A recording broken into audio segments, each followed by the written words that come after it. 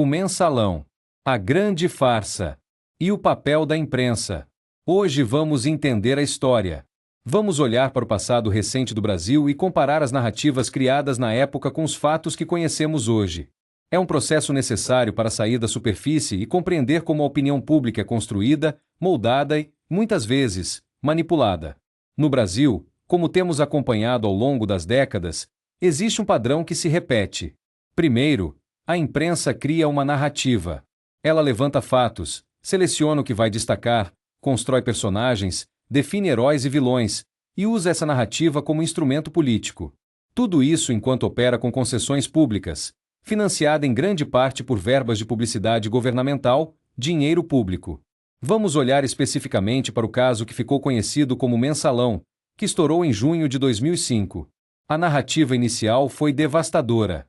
Após uma entrevista do então deputado Roberto Jefferson ao jornal Folha de São Paulo, criou-se a imagem de um esquema gigantesco de compra de votos no Congresso Nacional. Parlamentares receberiam mensalmente R$ 30 mil para votar a favor de projetos do governo. A cobertura midiática foi implacável.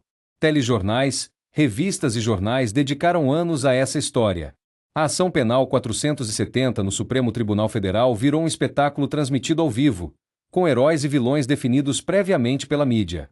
E como foi a Lava Jato? Meu Deus! A história se repetiu, mas em uma escala ainda maior. Novamente, setores do judiciário e da imprensa criaram uma narrativa binária de combate à corrupção. Tivemos prisões espetaculares, malas de dinheiro exibidas no Jornal Nacional, vazamentos seletivos para a mídia e condenações que mudaram os rumos do país. O que as mensagens vazadas, conhecidas como vaza-jato, revelaram? Que o então juiz Sérgio Moro e os procuradores da Força Tarefa coordenavam com jornalistas da Rede Globo o que seria publicado e quando. Informações sigilosas eram repassadas antes mesmo de constarem nos autos. A narrativa era construída em conjunto, com hora marcada para o Jornal Nacional. Anos depois, o Supremo Tribunal Federal anulou dezenas de condenações, reconhecendo a parcialidade do ex-juiz e a incompetência da 13ª Vara Federal de Curitiba para julgar diversos casos. Provas foram anuladas por vícios processuais. Um ministro do Supremo escreveu que a prisão de um ex-presidente foi, e cito, um dos maiores erros judiciários da história do país. Entender a história é fundamental. Não para absolver ninguém, não para negar que existam problemas reais de corrupção no Brasil. Eles existem, e são graves. Mas para compreender que a narrativa jornalística e a verdade dos fatos são coisas diferentes. E que a distância entre elas pode ser enorme. O mensalão aconteceu? Houve irregularidades? Sim. Mas o espetáculo midiático que se construiu em torno dele, a forma como foi usado como instrumento político, a seletividade na cobertura, o silêncio posterior sobre absolvições e prescrições, isso também é parte da história. E essa parte raramente é contada. A Lava Jato revelou corrupção real? Sim.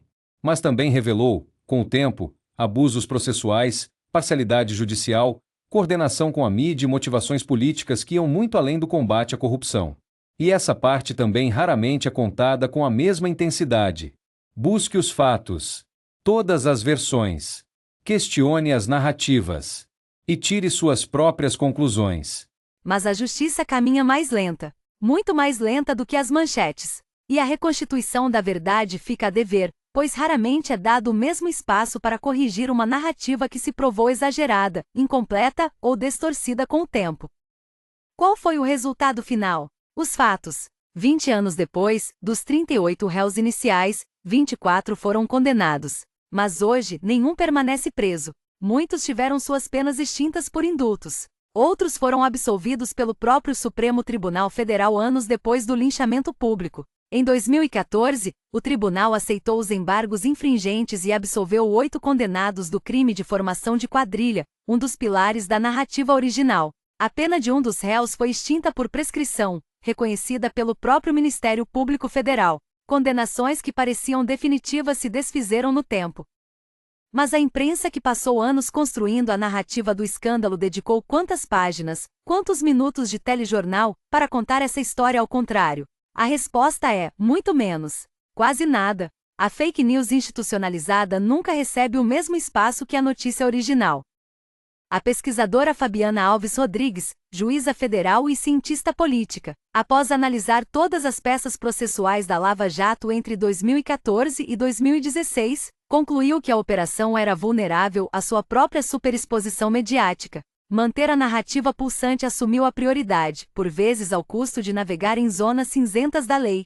Ela foi direta, a utilização de processos como meios para se chegar a um fim. E o fim era essencialmente atingir a classe política como um todo, não somente os corruptos.